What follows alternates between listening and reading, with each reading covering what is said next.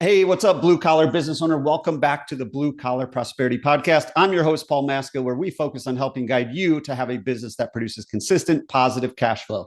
In doing so, you'll have a financially healthy business and be able to achieve your personal goals, which will allow you to sleep well at night. Today, we have with us Mickie Kennedy. Mickie is the founder and president of eReleases, the small business leader for press release distribution, now celebrating 25 years in business. He is an expert at helping small businesses increase their visibility and credibility, and he's here today to share some valuable insights to you. So that is Mickie Kennedy. Welcome, Mickie. Thank you so much for being here. What's going on today? Not much. Just here to talk about press releases and PR opportunities.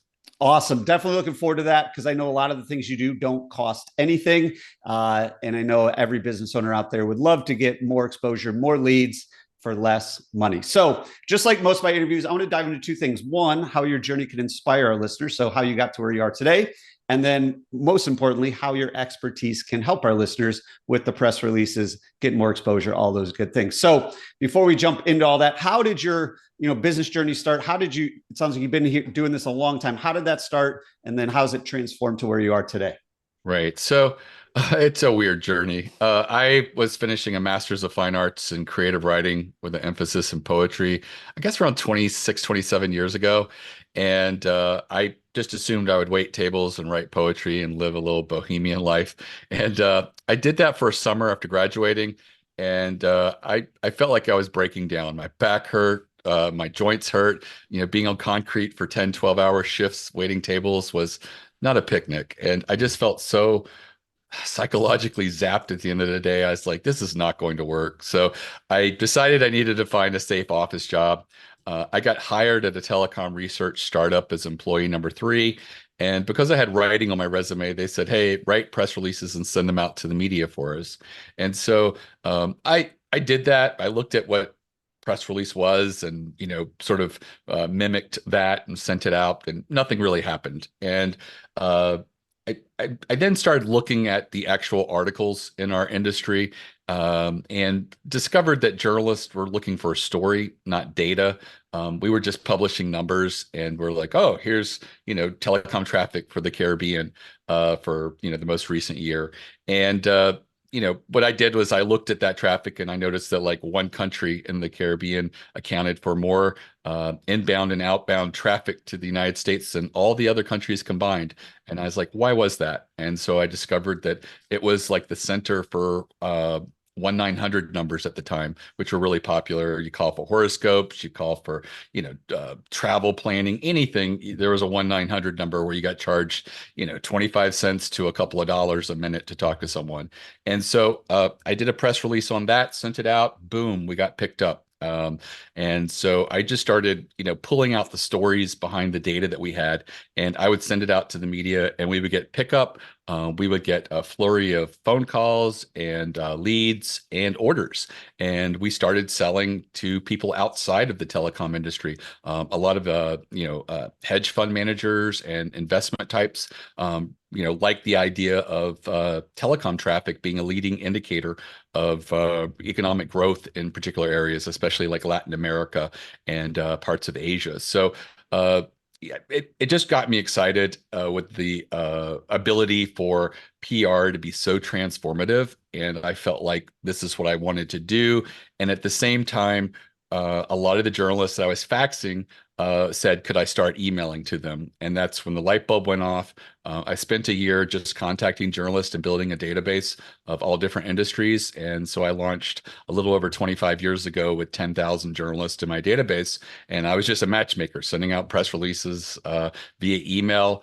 And then over time, PR Newswire reached out to us and said they liked what we were doing and wanted to find a way to support us. So today, all of the releases that go out through eReleases get a national distribution on PR Newswire, which, you do a 600-word press release directly with them, it's going to cost you over $1,600. And of course, we're nowhere near that with us. So it's a huge cost savings for small businesses, entrepreneurs, startups, mom and pop shops, as well as authors and speakers and all different types of, basically individuals and small businesses.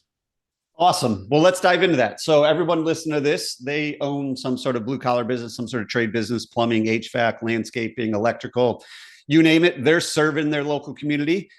They would all love more visibility because if you talk to anybody, they say there's more competition than ever.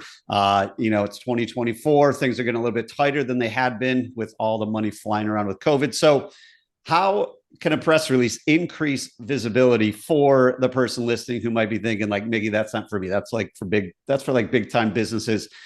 Mom and pop owns an electrical company in Nebraska. What are they going to do to increase visibility for their business? There are opportunities for you to get national attention. I have worked with companies that wanted to do that. I had a local carpet company in New Jersey that wanted to get national recognition.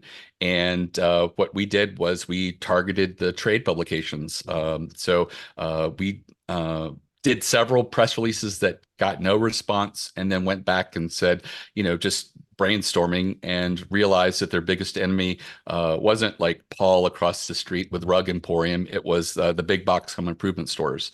And we thought that we could really build a good press release, David versus Goliath sort of approach there. And we did. And it got picked up in almost every floor trade publication. How these small carpet companies across the U.S. have to compete against the, Home Depots and Lowe's of the world, knowing how bad they are for the carpet industry. And so we put that out there. And like I said, every floor trade publication picked it up. First thing I pointed out was your customers aren't reading these floor trade publications, but they had a plan. We continue to do releases on similar approaches. And at the end of a year, we had over 30 articles that were written about them. They were picked up in their local newspaper. They were picked up in New Jersey Magazine.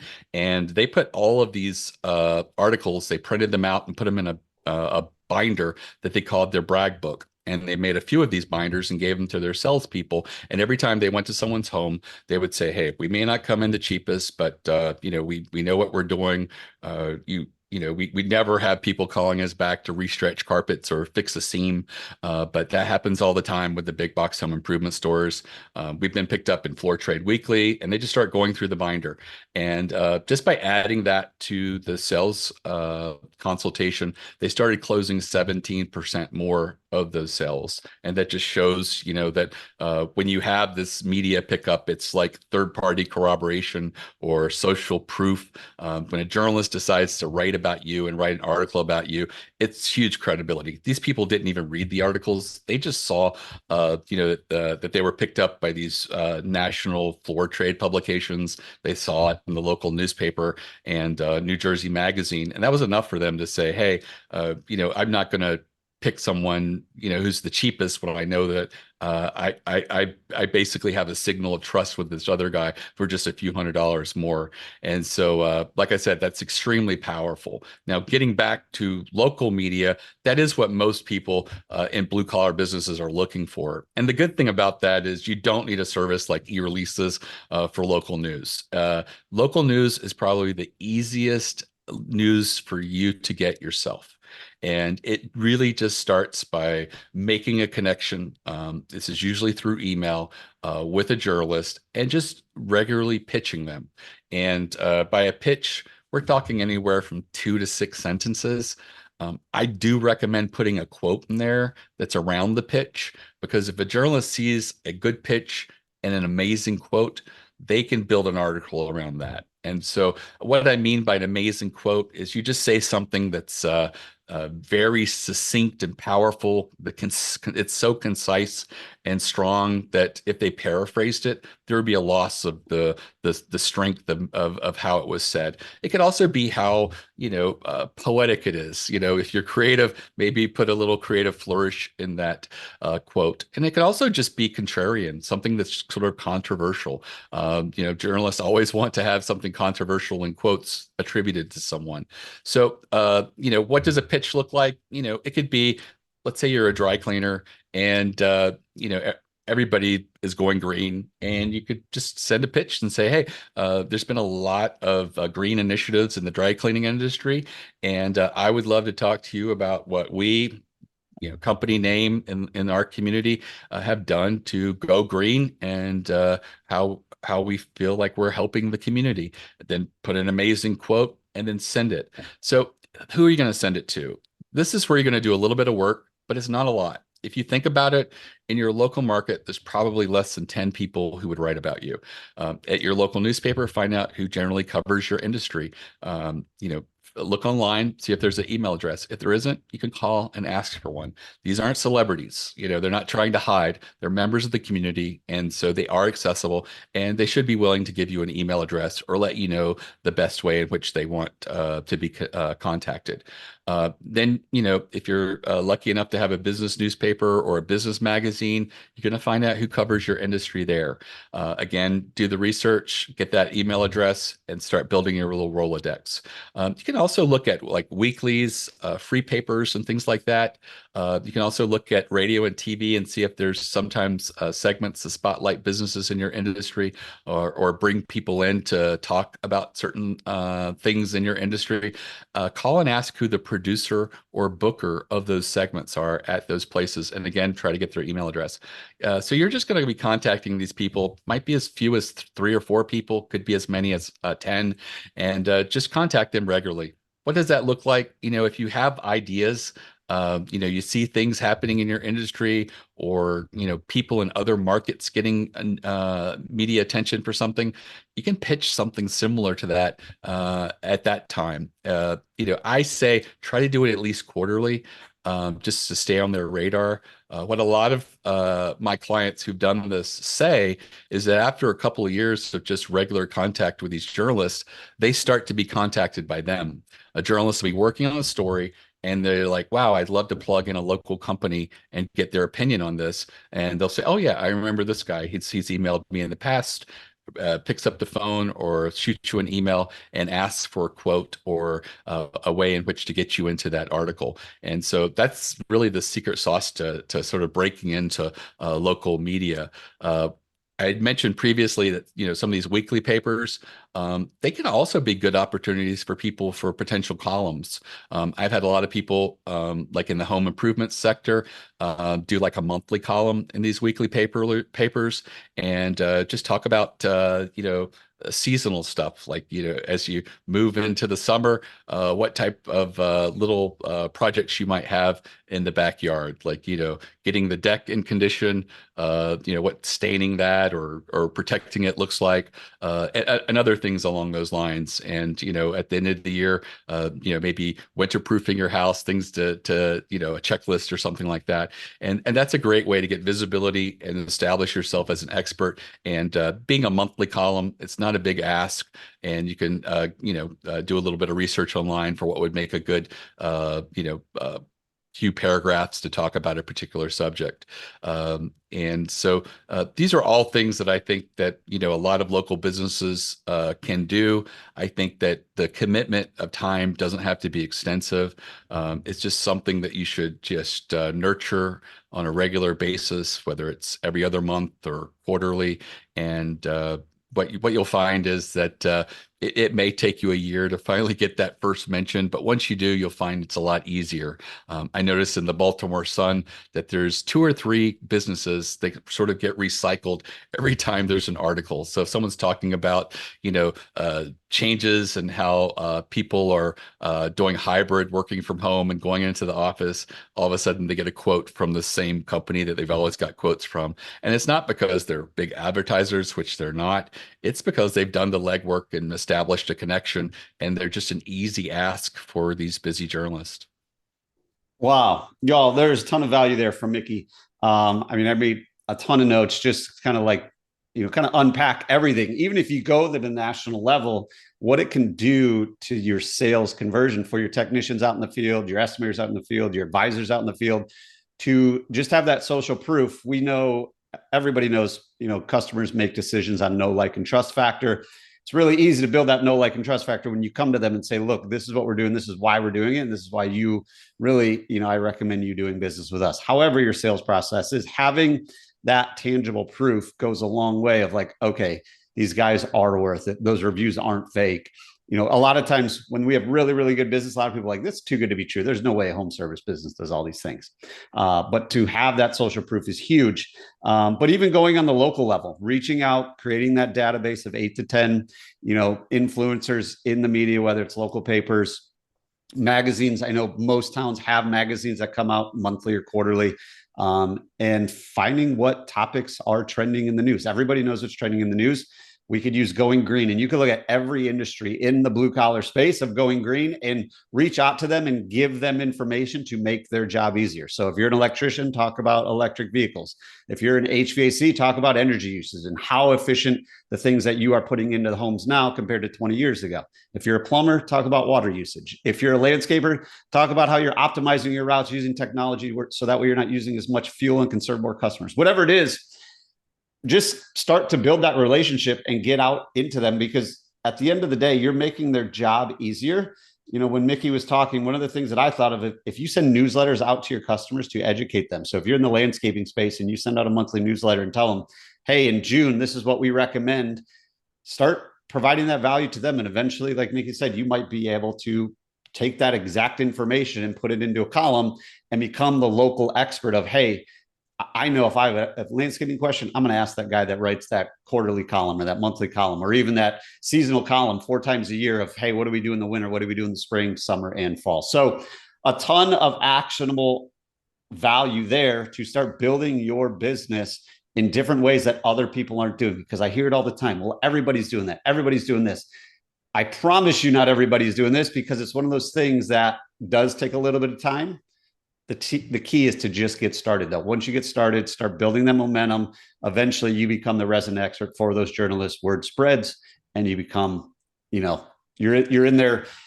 Every time they're writing a piece, they're thinking, man, what would Joe say? Oh, let me call Joe, because Joe always provides great value, provides great context and great content for the paper, the publication, the online article, whatever it might be. So with all that being said, Mickie, I know you kind of gave them a key of like how often, you want to do it regular to stay in touch with them. With that, what are some of the things that you found? I would say, we're recording this in summer of 2024. What are some like topics as we go into, 2024, 2025? What are some topics that you have found to be really relevant that gets people's attention when putting out this PR?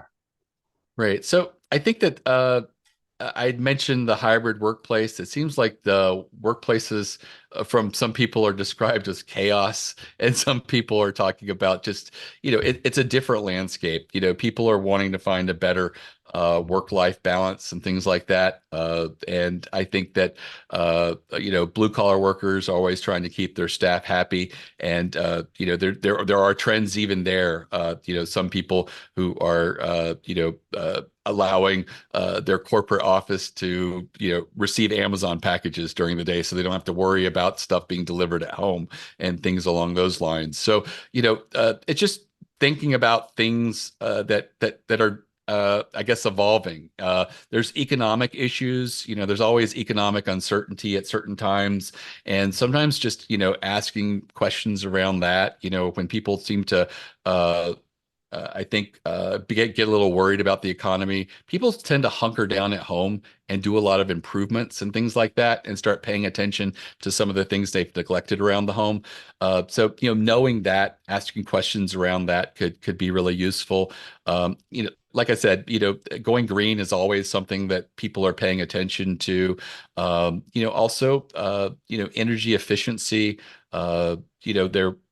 There are lots of things that you can make obvious to people that, yes, like a new HVAC system might be a big expense, but with the cost savings and energy savings of modern efficient units, replacing a 25 or 30-year unit might pay for itself in as little as just a few years. And so some of things like that that could sort of show the stakes to people in a way that's sort of useful, and sort of talk about things that are relevant, because people are paying a lot more attention to waste, energy efficiencies, things like that, and what the real cost benefit are of improvements and things along those lines. And so I think that A lot of people might not know where to, start there. But if you just look online, there's a lot of publicly available data about certain things, like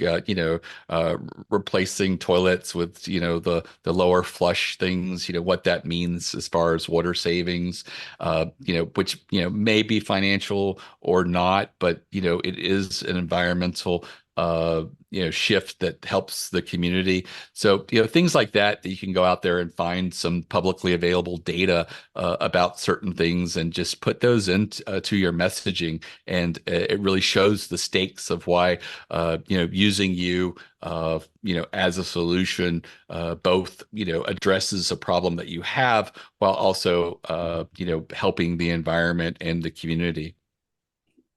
Love it. And that it really makes it easy when you think about a lot of the stuff that's put out into the media is for homeowner consumption, and everybody listening to the show is serving homeowners. So I'll take a quote and send it out to you guys. What's ordinary to you is amazing to others. Things that we as blue collar workers do, blue collar owners do every single day. It's just kind of like, well, that's what we do.